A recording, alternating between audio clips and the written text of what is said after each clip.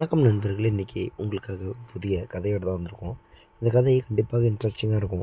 இன்ட்ரெஸ்டிங்கா இருக்கும்னு சொன்னா மட்டும் பத்தாது.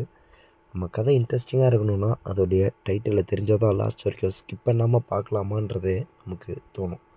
என்னன்னா, நானும் எங்க மாமியாரும், அதாவது என்னுடைய ஒய்ஃப் வேலைக்கு போனதுக்கப்புறம் என்ன நடந்துச்சுன்ற ஒரு உண்மை சம்பவ கதை தான்.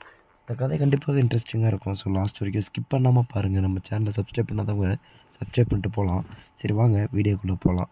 என் பேர் ரமேஷ். எனக்கு 34 வயசாகுது. என் ஒய்ஃப் பேர் கீதா. என் ஒய்ஃப்க்கு 32 வயசாகுது. எனக்கும் என் ஒய்ஃப்க்கும் சுமார் 2 வயசு தான் டிஃப்ரெண்ட்டு. எங்களுக்கு அழகான 2 குழந்தைகள் இருக்காங்க. 1 பெண் குழந்தை, 1 ஆண் குழந்தை. என்னுடைய பொண்ணு 8வது படிச்சிட்ருக்கா. என்னுடைய பையன் 6வது படிச்சிட்ருக்கான். 2 வயசு தான் அவங்களுக்கும் டிஃப்ரெண்ட்டு. நாங்கள் ரொம்ப தூரம், அதாவது எங்கள் நேட்டிவ்லேருந்து ரொம்ப தூரம் தள்ளி வந்து தான் வேலை பார்த்துட்ருக்கோம். நானும் என் ஒய்ஃப் 2 பேருமே ஐடி கம்பெனியில் தான் ஒர்க் பண்ணிகிட்ருக்கோம். நாங்கள் 2 பேரும் அரேஞ்ச் மேரேஜ் கிடையாது, லவ் மேரேஜ். என்னென்னா நாங்கள் 2 பேரும் ஒரே ஊருக்காரங்க. அது ஒரே ஊர்னால் பக்கத்து பக்கத்து ஊருக்காரங்க. நாங்கள் கொஞ்சம் ஸ்கூல்லாம் ஒரே ஸ்கூலில் படித்தோம். அதேமாதிரி ஒரே காலேஜில் படித்தோம். அந்த ஒரு லிங்க்கில் வந்து நாங்கள் கல்யாணம் பண்ணிக்கிட்டோம்.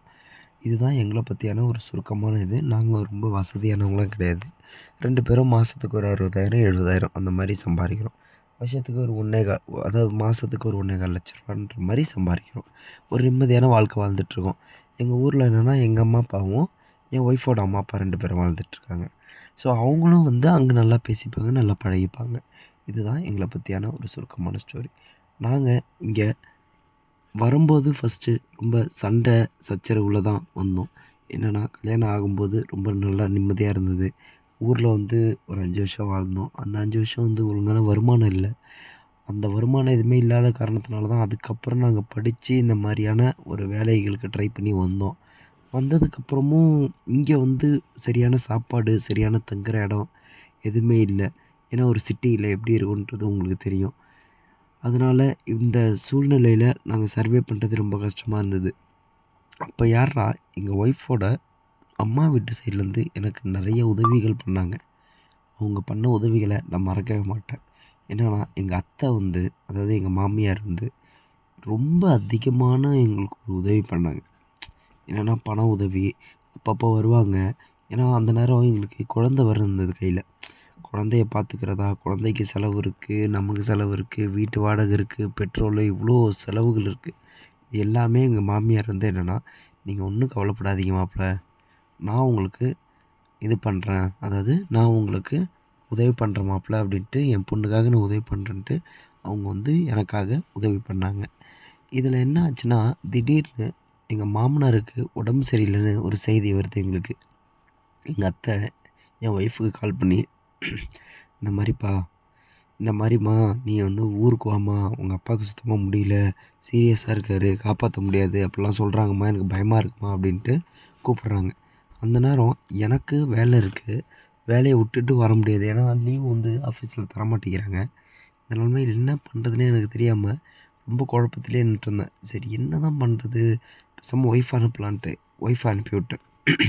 ஆனால் என் ஒய்ஃப் வீட்டிலேருந்து கிளம்புனா ஒரு 1/2 மணி நேரத்தில் எனக்கு ஃபோன் பண்ணுறாங்க. அப்பாவுக்கு ரொம்ப முடியலையா, நீங்கள் தான் வரணும். என்னென்னா அவர் வந்து அன்கான்ஷியஸ் ஆகிட்டாரு. இதுக்கு மேலேயே நீங்கள் வராமல் இருந்தால் செட் ஆகாது. நான் மட்டும் போகிற மாதிரி இருந்தால் பஸ்ஸில் போனால் ரொம்ப லேட்டாகும். நீங்கள் வந்தால் காரில் போயிடலாம்.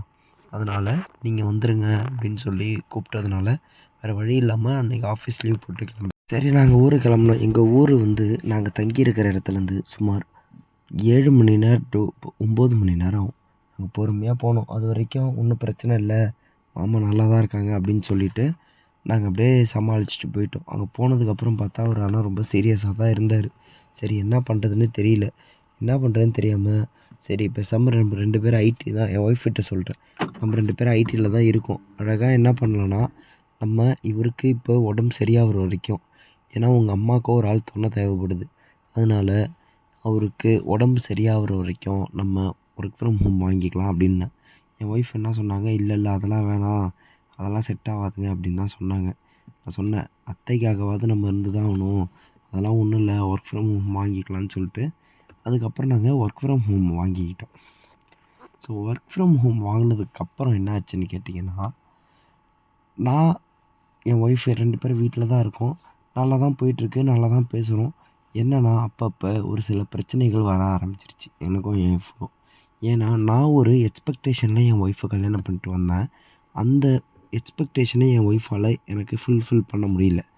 ஸோ இதன் காரணமாக எனக்கும் என் ஒய்ஃபுக்கும் நிறைய பிரச்சனைகள் வர ஆரம்பிச்சுது. நீங்கள் வந்து இப்படி பண்ணுறீங்கன்னு சொல்ல, நான் வந்து அவளை சொல்லுவேன், நீ இப்படி பண்ணுற அதனால தான் நான் இப்படின்ட்டு. ஸோ இந்த மாதிரியான பிரச்சனைகள் அதிகமாக வர வர எங்கள் அத்தை வந்து என்ன சொல்லிட்டாங்கன்னா, "என்ன தான் உங்களுக்குள்ள பிரச்சனை?" அப்படின்னு கேட்டாங்க. நான் சொன்னேன், "அதெல்லாம் ஒன்றும் இல்லை அத்தை, பிரச்சனைலாம் ஒன்றும் இல்லைன்னு" சொன்னதுக்கப்புறம், "நீங்கள் ஏதோ பொய் சொல்லிட்டீங்க மாப்பிள, என்கிட்ட மறைக்கிறீங்க. எதுவாக இருந்தாலும் உண்மையை சொல்லுங்கள் மாப்பிள, நான் ஒன்றும் நினச்சிக்க மாட்டேன்" அப்படின்னு சொன்னாங்க. நான் அப்போ என்ன சொன்னேன், "இல்லை இல்லை அத்தை, அதெல்லாம் ஒன்றும் இல்லை, நல்லா தான் அத்தை இருக்கோம். எங்களுக்குள்ளே என்ன அத்தை பிரச்சனை?" அப்படின்னு சொல்லி சமாளிச்சுட்டு இருக்கும்போது, திடீர்னு அன்றைக்கி நாங்கள் சண்டை போட்டுட்ருக்கும்போது கதவு திறந்துட்டாங்க. நாங்கள் எதற்காக சண்டை போட்டோன்னா, நான் ஒரு சில விஷயம் எக்ஸ்பெக்ட் பண்ணுறத என் ஒய்ஃபால் எனக்கு பூர்த்தி பண்ணிக்க முடியல. உங்களுக்கே நான் என்ன சொல்ல வரேன்றது புரியும். அதன் காரணமாக நிறைய சண்டைகள், சச்சரவுகள் வர காரணத்தினால, இந்த மாதிரி பிரச்சனைகள் பெருசாகும்போது திடீர்னு தொறந்தோடனே அவங்க பார்த்துட்டாங்க. எனக்கு அந்த நிமிஷம் என்ன சொல்கிறதுன்னே தெரில. என் ஒய்ஃப் அழுதுகிட்டே எங்கள் அம்மாகிட்ட போய், "அம்மா இந்த மாதிரிம்மா ரொம்ப அவங்க சண்டை போட்டு டார்ச்சர் பண்ணுறாரும்மான்னு" சொல்லி அவங்க ரொம்ப அழுதாங்க. சரி இதே மாதிரி போயிட்டுருந்தது. அடுத்த நாள் எங்கள் மாமியார் சொன்னாங்க, "மாப்பிள உங்ககிட்ட நான் கொஞ்சம் தனியாக பேசணும்" அப்படின்ட்டு. "சொல்லுங்கள் அத்தை" அப்படின்ட்டு சொன்னேன். அடுத்த நாள் வந்து, "சரி இங்கே உட்காருங்க மாப்பிள, ஃபஸ்ட்டு அவள் ஒர்க்கு போகட்டும், நம்ம அதுக்கப்புறம் பேசிக்கலாம்" அப்படின்னாங்க. அவங்க ஒர்க் போனதுக்கப்புறம் அதே மாதிரி கூப்பிட்டாங்க, உட்காந்து பேசணும். என்னென்னா எங்கள் அத்தை வந்து சொல்கிறாங்க, "ஒன்றும் இல்லை மாப்பிள, எதற்காக உங்களுக்குள்ள பிரச்சனைன்னாங்க." நான் இந்த மாதிரியான விஷயங்கள்லாம் சொன்னேன், "இதான் அத்தை பிரச்சனை" அப்படின்ட்டு. அவருங்க என்ன சொன்னாங்கன்னா, "சரி இந்த பிரச்சனைகள நீங்கள் சொல்லிட்டீங்க. நான் இந்த பிரச்சனைகளுக்கு தீர்வு என்னென்னா, ஒன்று என் பொண்ணுகிட்ட நான் பேசுகிறேன்" அப்படின்னாங்க. நான் சொல்லிட்டேன், "இல்ல அத்தை, உங்கள் பொண்ணுகிட்ட பேசாதீங்க. உங்கள் பொண்ணு வந்து பேசினாலும் கேட்குற மனநிலையில இல்லை" அப்படின்ட்டேன். என்ன சொல்லிட்டாங்க, "சரி ஓகே மாப்பிள, ஒன்றும் பிரச்சனை இல்லை. இல்லைன்னா அவங்களால முடியாததை நான் வேணால் உங்களுக்கு உதவி செய்கிறேன்" அப்படின்னாங்க. எனக்கு ஒரு மாதிரி ஆயிடுச்சு. "அத்தை என்ன அத்தை இப்படி பேசுகிறீங்க?" அப்படின்னேன். "ஆமாம் மாப்பிள, என்ன மாப்பிள பண்ணுறது? அப்புறம் உங்களுக்கு மன வருத்தத்தோடு நான் அனுப்பக்கூடாதுல்ல" அப்படின்னும்போது நான் சொன்னேன், "அத்தை இதெல்லாம் ரொம்ப தப்பு. என்ன அத்தை இப்படி பேசுகிறீங்க? நான் உங்கள் மேலே ஒரு நல்ல மரியாதை வச்சுருந்தேன். அந்த மரியாதையை நீங்களே கெடுத்துக்காதீங்க அத்தை. என்ன அத்தை இப்படி பேசுகிறீங்கன்னு" சொன்னதுக்கப்புறம் அவங்களுக்கும் எனக்கும் வாக்குவாதம் ஆயிடுச்சு. வாக்குவாதம் ஆனதுக்கப்புறம் நான் சொல்லிட்டேன், "அத்தை இப்படியே இருந்தால் நான் வந்து அவள்ட்ட சொல்லிருவேன் அத்தை" அப்படின்னு சொன்னதுக்கப்புறம், "சரி மாப்பிள சொல்ல வேணாம்.